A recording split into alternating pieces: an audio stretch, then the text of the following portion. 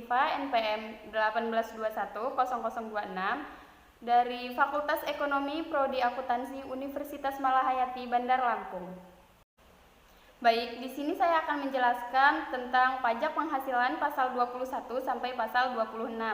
Sebelum masuk materi, saya akan menjelaskan apa sih pajak itu. Jadi, pajak adalah pungutan wajib dari rakyat untuk negara. Setiap sen uang pajak yang dibayarkan rakyat akan masuk dalam pos pendapatan negara dari sektor pajak. Uang pajak digunakan untuk kepentingan umum, bukan untuk kepentingan pribadi. Baik, kita masuk ke materi. Yang pertama itu ada pasal 21. Jadi, pajak penghasilan pasal 21 adalah pajak penghasilan berupa gaji, upah, honorarium, tunjangan, dan pembayaran lain dengan nama dan dalam bentuk apapun sehubungan dengan pekerjaan atau jabatan, jasa, dan kegiatan yang dilakukan oleh orang pribadi subjek pajak dalam negeri.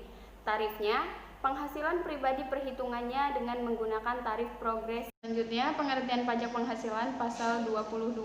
Jadi, pajak penghasilan pasal 22 adalah pajak yang dikenakan pada bendahara atau badan-badan tertentu, baik milik pemerintah ataupun swasta yang melakukan kegiatan perdagangan ekspor, impor, dan reimpor. Pajak penghasilan ini dikenakan perdagangan barang yang dianggap menguntungkan. Karena itu, pajak penghasilan pasal 22 dapat dikenakan baik secara penjualan maupun pembelian. Tarif PPh 22 ini bervariasi tergantung dari objek pajaknya, yaitu berkisaran 0,25% sampai 1,5%. Selanjutnya, pengertian pajak penghasilan pasal 23 adalah pajak yang dipotong atas penghasilan yang berasal dari modal, penyerahan jasa, atau hadiah dan penghargaan, selain yang telah dipotong pajak penghasilan pasal 21. Biasanya pajak penghasilan pasal 23 dikenakan saat adanya transaksi di antara dua pihak. Pihak yang berlaku sebagai penjual atau penerima penghasilan atau pihak yang memberi jasa akan dikenakan pajak penghasilan pasal 23. Sementara pihak pemberi penghasilan atau pembeli atau pihak penerima jasa akan memotong dan melaporkannya ke kantor pajak.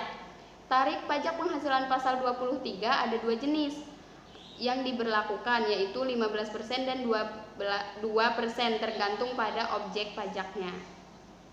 Ada pengertian pajak penghasilan pasal 24. Jadi, pajak penghasilan pasal 24 adalah peraturan yang mengatur hak wajib pajak untuk memanfaatkan kredit pajak mereka di luar negeri untuk mengurangi nilai pajak terhutang yang dimiliki Indonesia.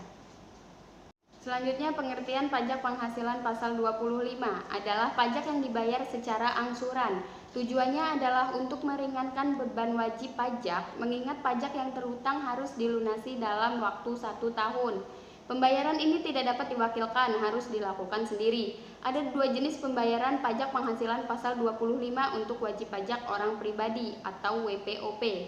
Yang pertama, wajib pajak orang pribadi pengusaha tertentu atau WPOPPT, yaitu yang melakukan usaha penjualan barang, baik grosir maupun eceran, serta jasa dengan 1% lebih tempat usaha.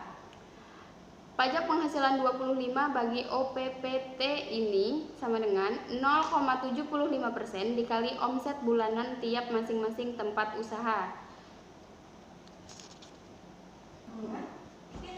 Yang kedua, wajib pajak orang pribadi selain pengusaha tertentu atau WPOPSPT, yaitu pekerja bebas atau karyawan yang tidak memiliki usaha sendiri. Pajak penghasilan 25 bagi OPSPT ini sama dengan penghasilan kena pajak atau PKP dikali tarif pajak penghasilan 17 ayat 1 huruf A Undang-Undang Pajak Penghasilan 12 bulan. Tarif pajak penghasilan 17 ayat 1 huruf A UU PPH adalah sampai 50 juta sama dengan 5%, 50 juta sampai 250 juta 15%, 250 juta sampai 500 juta 25%, dan di atas 500 juta 30%. Terakhir ada pengertian pajak penghasilan pasal 26. Menurut Undang-Undang Nomor 36 Tahun 2008, PPh pasal 26 adalah pajak penghasilan yang dikenakan atas penghasilan yang diterima wajib pajak luar negeri dari Indonesia selain bentuk usaha tetap atau BUT di Indonesia. tarif umum untuk pajak penghasilan pasal 26 adalah 20%. Namun jika mengikuti tax treaty atau perjanjian penghindaran pajak berganda atau P3B, maka tarif dapat berubah. Baik, sekian penjelasan pajak penghasilan pasal 21 sampai 26 dari saya. Kurang lebihnya saya mohon maaf dan semoga video ini bermanfaat. Terus jangan lupa juga like, comment, and subscribe. Wassalamualaikum warahmatullahi wabarakatuh.